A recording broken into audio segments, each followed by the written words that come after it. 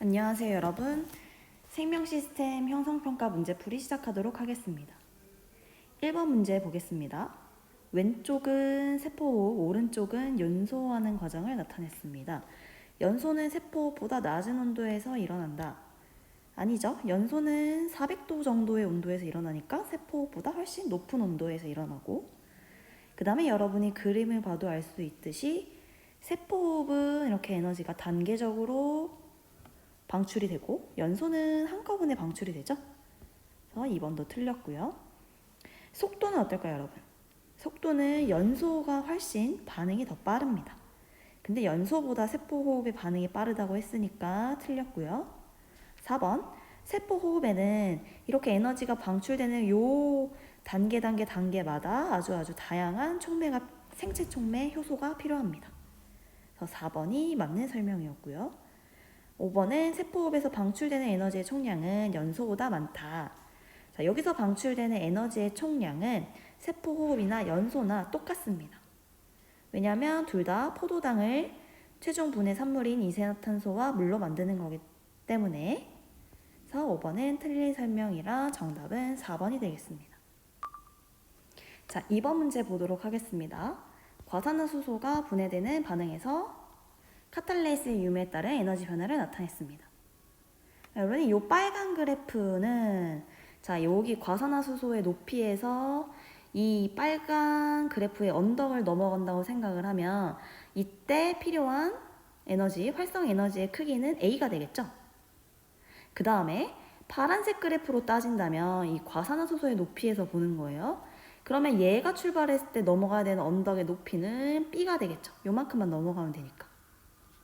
그러면 당연히 파란색 그래프로 진행이 될 경우에 이 반응이 훨씬 쉽게 일어납니다. 활성화 에너지가 낮기 때문에. 그러면 우리가 여기서 빨간색 그래프가 카탈레이스가 없을 때, 얘가 없을 때고, 그 다음에 파란 그래프일 때가 카탈레이스가 있을 때라는 걸 알 수 있죠? 그러니까 카탈레이스가 활성화 에너지를 낮춰줬네요. 여기서 출발했을 때 넘어가야 되는 언덕의 크기를 낮춰줬다고 생각하면 됩니다. 자, 1번 과산화수소가 분해될 때 에너지가 방출된다. 자, 과산화수소 반응물인 과산화수소의 높이는 여기 높이죠. 그 다음에 생성물인 물과 산소의 높이는 요만큼이죠. 그러면 과산화수소가 물과 산소로 분해되면 C만큼, 그 차이만큼 이 C만큼의 에너지가 방출이 되게 됩니다. 그래서 에너지가 방출된다. 맞는 설명이고요. 카탈레이스가 있을 때 활성화 에너지는 B이다. 카탈레이스가 있을 때 활성화 에너지는 B가 맞죠? 파란색 그래프니까. 파란색 그래프일 때 여기 과산화수소의 높이에서 시작해서 넘어가야 되는 언덕의 높이.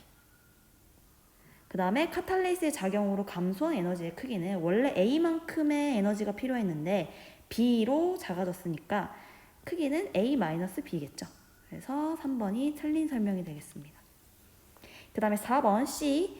C는 카탈레이스의 유무에 관계없이 일정하다. 네, 지금 빨간 그래프든 파란 그래프든 과산화수소에서 물과 산소가 됐을 때 그 차이만큼의 에너지량은 일정한 것을 볼 수 있죠. 네, 이거는 변화 없이 일정한 값입니다. 단지 그러니까 과산화수소가 가진 에너지의 높이, 그 다음에 물과 산소가 가진 에너지의 양은 두 카탈레이스가 있건 없건 그대로예요. 단지 카탈레이스는 반응이 진행될 때 훨씬 더 넘어가야 되는 언덕의 높이를 낮게 만들어줄 뿐입니다. 그 다음에 5번 카탈레이스가 있을 때에는 카탈레이스가 없을 때에 비해 산소 이체 산소가 당연히 빠르겠죠. 왜냐하면 카탈레이스가 있을 때 활성화 에너지가 낮으니까 더 이 반응이 일어나기 쉽잖아요. 그러니까 속도가 빠를 겁니다. 정답은 3번이 되겠습니다. 자, 그래프 하나를 더 그려볼 거예요. 지금 2번 문제 같은 경우는 카탈레이스가 과산화수소를 물과 산소로 분해했기 때문에 분해하는 반응이었죠. 근데 우리가 물질 대사를 배울 때 분해하는 반응만 있는 게 아니고 합성하는 반응도 있었죠. 만약에 어떤 물질을 합성하는 반응이라면 여기 에너지 쓸게요. 자, 처음에 반응물의 에너지량보다 이제 합성한다는 거는 좀 더 복잡한 물질을 만드는 거니까 작은 물질에서 걔네들을 뭐 합성해서 더 복잡한 아미노산을 합성해서 그러니까 아미노산을 모아서 복잡한 단백질을 만든다고 생각을 해볼게요. 그런 경우에는 에너지가 반응물이 더 낮을 것이고 결론적으로 생성되는 생성물의 에너지가 더 높을 거예요. 이 반응이 진행되기 위해 최소한의 에너지가 필요해요. 최소한의 에너지를 내가 투여해 줘야지 이 화학 반응이 진행이 될 수가 있어요. 마찬가지로 이렇게 되겠죠? 그러면 이때의 활성화 에너지를 찾아보면 여기서 출발하죠? 여기서 출발하는데 여기까지 와야 되잖아요. 이만큼의 언덕을 넘어야 되니까 이때 활성화 에너지의 크기는 요만큼이 되겠죠. 조금 두껍게 그려볼게요. 이만큼이 합성하는 반응에서의 활성화 에너지가 될 것입니다. 만약에 효소가 나타나서 활성화 에너지를 낮춘다면 보라색 그래프로 된다고 한번 생각을 해볼게요. 이렇게 보라색 그래프가 되는 거예요. 그러면 이때의 활성화 에너지는 요만큼이 되겠죠. 이렇게. 그래서 여러분이 분해하는 반응이든 아니면 합성하는 반응이든 반응물의 높이에서 그러니까 오른쪽으로 진행된다고 했을 때 여러분이 넘어가야 될 언덕의 높이를 생각하세요. 그럼 그게 활성화 에너지가 됩니다. 효소의 작용을 나타낸 것이다. 자, B는 반응이 진행되는데 모양이 변하지 않네요. 그리고 A는 결합했다가 떨어져 나갈 때 보니까 분해가 됐네요. B가 효소고 A는 반응물, C랑 D는 생성물이라고 볼 수 있겠네요. 문제 봅시다. A는 효소이다. 아니죠. A는 반응물이고요. A는 활성화 에너지를 낮춘다. B가 활성화 에너지를 낮추죠. B가. B의 주성분은 단백질이다. 네, 맞습니다. 효소의 주성분은 단백질이 맞고요. B는 반응 후에 구조가 변한다. 여러분 그림을 봤을 때도 반응 후에 구조 변하지 않죠? 틀렸고요. 이 반응의 반응식은 A 플러스 B가 C 플러스 D로 나타날 수 있다. 효소는 반응을 촉매하는 거지 이 반응식에 쓰지 않습니다. 그래서 A가 C랑 D로 분해된 반응식은 이렇게 반응식으로 나타낼 수 있는 거지 효소를 반응식에 포함시키지 않습니다. 그래서 5번도 틀린 설명. 정답은 3번이 되겠습니다. 다음 4번 보겠습니다. 이를 통해 이 그림을 통해 알 수 있는 효소의 특성으로 옳은 거. 자, 핑크색 반응물은 입체 구조가 딱 맞아서 효소랑 결합을 했고요. 일단 뾰족한 초록색 반응물은 이 효소와 결합을 하지 못했네요. 이걸로 알 수 있는 특징은 효소는 입체 구조가 맞는 반응물과만 반응할 수 있다. 그래서 5번 효소는 특정 물질에만 작용할 수 있다는 게 되겠죠. 1번, 3번 같은 경우는 맞는 설명이지만 그림에서는 알 수 없었고요. 2번은 활성화 에너지를 낮추는 거니까 2번 아예 틀린 설명이죠. 4번도 아예 틀린 설명이고 효소는 재사용되니까. 그다음에 1번, 3번은 그림으로는 알아낼 수 없었습니다. 5번이 그림을 통해 알 수 있는 효소의 특성이었습니다. 다음 5번 문제 보도록 하겠습니다. 효소가 관여하는 현상으로 옳지 않은 것은 1번 상처난 부위에 피딱지가 생겨 출혈이 멈췄다. 이거는 혈액의 응고 과정을 의미하는 건데요. 여러분이 상처가 났을 때 그 피가 계속 흐르지 않고 굳는 이유는 혈액 속에 있는 혈액 응고 과정에 관여하는 많은 효소들이 공기 중에 노출이 되면 활성화되기 시작합니다. 그래서 일련의 연쇄적인 효소들의 반응을 통해서 혈액이 응고되게 됩니다. 그래서 1번에 효소가 관여한 현상이 맞습니다. 2번 조직세포와 이산화탄소가 혈액으로 이동하였다. 이거는 우리 이제 조직세포는 우리 그냥 여러분 몸에 있는 세포라고 생각하면 돼요. 그러면 조직세포에 있는 이산화탄소가 혈액으로 이동했대요. 이거는 조직세포에서 세포호흡을 통해 노폐물인 이산화탄소가 생기면 이걸 혈액이 폐로 운반해서 이산화탄소를 날숨으로 내보내거든요.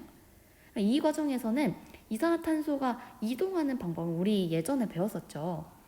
이거는 물질의 이동, 세포망을 통한 이동 방법 중에서 확산에 해당하는 예시입니다. 이 방법은 효소가 작용하는 게 아니라 조직세포에서 혈액으로 이산화탄소가 이동할 때는 효소가 필요하지 않아요. 이거는 단순히 고농도에서 저농도로 물질이 이동하는 확산에 의한 예시였습니다. 얘가 틀린 설명이 되겠습니다. 마찬가지로 또는 폐포와 모세혈관에서의 페포는 이제 폐의 세포예요. 모세혈관 여기 사이에서도 O2는 이쪽으로 가고 이산화탄소는 이쪽으로 가거든요. 이렇게 여기서 기체가 이동하는 지금 이런 예시가 나오면 기체의 이동을 묻는 거니까 이렇게 페포와 모세혈관 사이 또는 조직세포와 혈액 사이에 이산화탄소가 움직이고 산소가 움직이는 거는 효소가 관여하는 게 아니라 이거는 단순히 우리가 세포막을 통한 이동 방법 중에 확산에 해당하는 예시입니다.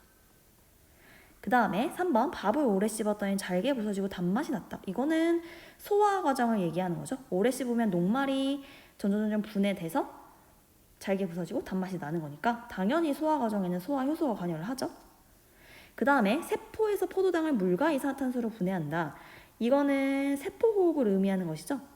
세포호흡에도 그 단계마다 아주 다양한 효소들이 작용을 합니다. 그 다음에 소고기에 키위를 갈아 넣었더니 소고기가 연해졌다. 이것도 키위에 있는 단백질 분해 효소 이런 것들이 그런 걸 소고기에 넣으면 소고기를 분해해서 소고기가 연해지는 거예요. 그래서 5번도 효소에 관한 현상이 맞습니다. 그래서 정답은 2번. 6번 식물세포의 농도가 서로 다른 설탕 용액에 일정 시간 넣어도 변화를 나타낸 것이다. 우리가 적혈구로는 연습해봤는데 식물세포로는 연습을 안 해봤죠. 근데 똑같이 생각하면 돼요. 자, 정상적인 식물세포가 있습니다. 근데 어떤 용액에 이 식물세포를 넣었더니 지금 가보니까 여러분 지금 이 세포 벽은 그대로 있지만 그 안에 내용물이 이렇게 쪼그라들었죠. 이렇게 쪼그라드는 이유는 이 가 안에 세포에서 물이 바깥으로 빠져나갔기 때문에 이 안쪽에 있는 세포막 안에 있는 세포가 이렇게 쪼그라든 거거든요.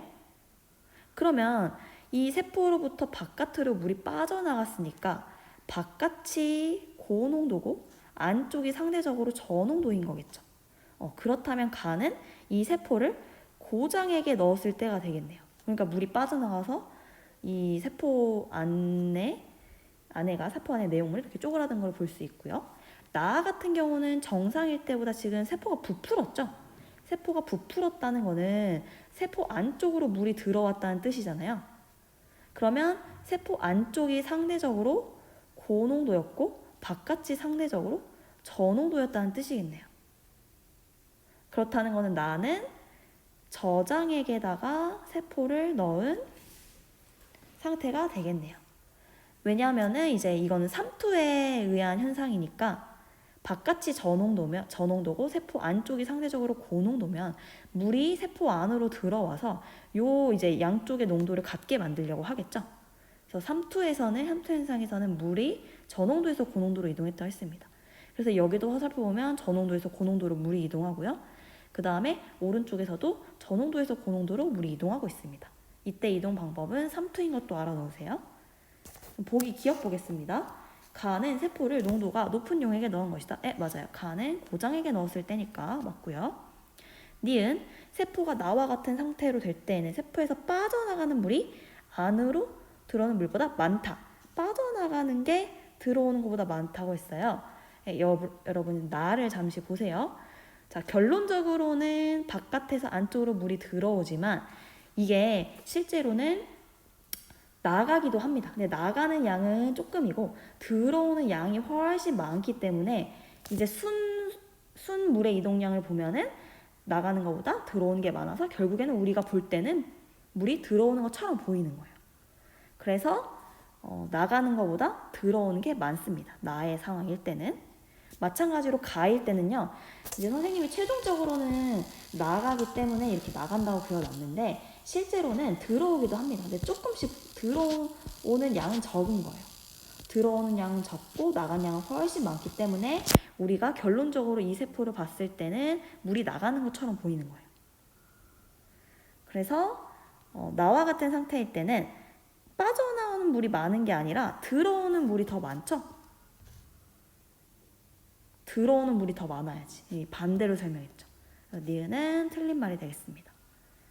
마찬가지로 세포 내과 같은 농도의 용액, 이거 우리 등장액이라고 배웠었죠? 등장액에 넣으면 세포 모양이 그냥 변화가 없었잖아요. 이것도 물이 이동하지 않기 때문에 그대로인 게 아니고 이때는 들어오는 양과 나가는 양이 똑같기 때문에 겉으로 봤을 땐 세포의 모양이 그대로인 거예요. 일어나지 않는 게 아닙니다. 물의 이동은 일어나는데 나가는 양과 들어오는 양이 같다. 그래서 정답은 1번이 되겠습니다. 다음 7번 문제 보도록 하겠습니다. 이것도 봤더니 적혈구의 모양이 막 이렇게 쪼글쪼글쪼글하게 해졌네요. 그렇다는 거는 물이 빠져나갔기 때문에 쪼글쪼글해진 거겠죠. 그럼 물은 삼투 현상에서 물은 저농도에서 고농도로 이동하니까 적혈구 세포 내가 저농도, 바깥이 고농도가 되겠네요. 그러면 이 용액 X는 적혈구의 세포 내부 농도보다 높은 고정액이 되겠네요. 기억, 용액 X는 적혈구의 세포 내액보다 농도가 낮은 게 아니라 높죠. 만약에 세포의 내액보다 농도가 낮았다면 물이 적혈구 안으로 들어와서 터졌겠죠. 니은, 적혈구에서 밖으로 이동하는 물량이 증가한다. 맞죠? 우리가 화살표 했을 때 안에서 바깥으로 나갔죠. 그러니까 적혈구가 이렇게 쪼글쪼글해진 거고. 디귿, 변화된 적혈구를 증류수에 넣으면 적혈구가 크게 커질 것이다. 증류수는 저장액에 해당을 합니다. 왜냐하면 세포 내에는 이것저것 단백질도 있을 것이고 이온도 있을 것이고 그래서 뭔가 물질이 있기 때문에 아예 농도가 0이 아니에요. 근데 증류수는 아무것도 없는 순수한 물이기 때문에 적혈구 세포 내부랑 비교를 하면 증류수는 저장액에 해당을 합니다. 만약에 저장액에 넣으면 당연히 세포 내가 상대적으로 고농도가 될 거기 때문에 저렇게 쪼그라드는 적혈구를 넣을게요. 어쨌든 여기 저장액에 넣으면 그러면 세포 내가 상대적으로 고농도가 되겠죠. 그럼 물은 저농도에서 고농도로 이동하니까 적혈구 안으로 들어가겠네요. 이쪽으로. 그러면 적혈구의 크기가 커지는 게 맞겠죠? 정답은 5번이 되겠습니다. 마지막 8번 문제 보도록 하겠습니다. U자간이요. 물은 통과하지만 설탕은 통과하지 못한대요. 자, 만약에 요 막을 설탕이 통과할 수 있었다면 5%의 설탕 용액과 10%의 설탕 용액이니까 B쪽에 설탕이 더 많은 거죠. 여기가 고농도고 여기가 좀 크게 써야겠다. 고농도, 여기가 저농도죠. 만약에 설탕이 움직일 수 있었다면 B쪽에서 A쪽으로 설탕이 움직였을 거예요. 설탕이 움직여서 농도를 맞추고 그 설탕이 움직일 수 있었으면 물의 높이에는 변화가 없었을 거예요. 물질이 이동하면 되니까 물은 가만히 있고. 근데 지금 8번 같은 경우는 설탕이 요 막을 통과하지 못한대요. 그러면 설탕은 오른쪽에 더 많은 상태인데 설탕이 움직이지 못한다면 누가 움직인다? 물이 움직인다. 그리고 그때 이동 방법이 삼투였죠? 그러면 물은 저농도에서 고농도로 움직이니까 A에서 B로 물이 움직이겠죠. 그러니까 이 오른쪽 B쪽에 설탕이 많으니까 물이 이동해가지고 좀 희석시킨다고 생각을 하세요. 그래서 서로 농도를 맞춘다. A는 물의 높이가 이렇게 줄어들 테고 나중에 B는 그만큼 물의 높이가 높아지겠죠. 기억 보기 볼게요. 물 분자는 B에서 A쪽으로 이동 반대로 썼죠. 물 분자는 A에서 B로. 왜냐하면 삼투에서는 저농도에서 고농도로 이동하니까 물이. 그 다음에 시간이 지나면 B쪽의 수면이 A쪽보다 높아진다. 맞는 설명이죠. B가 고농도니까 물이 이동해서 B쪽은 수면 높이가 높아질 거예요. 시간이 지나면 양쪽 용의 농도 차이가 당연히 적어지겠죠. 농도 차이를 적게 만들고 결국에는 같게 만들고 싶어서 물질이 움직이거나 아니면 물이 움직이는 거니까. 이 문제에서는 물이 이동했었죠. 농도를 맞추기 위해서. 그래서 점점 농도 차이가 적어지다가 마지막에 결국에는 둘이 농도가 같아질 거예요. 정답은 5번이 되겠습니다. 네, 이것을 우리가 8문제를 풀어봤고요. 오늘 수업은 여기서 마치도록 하겠습니다.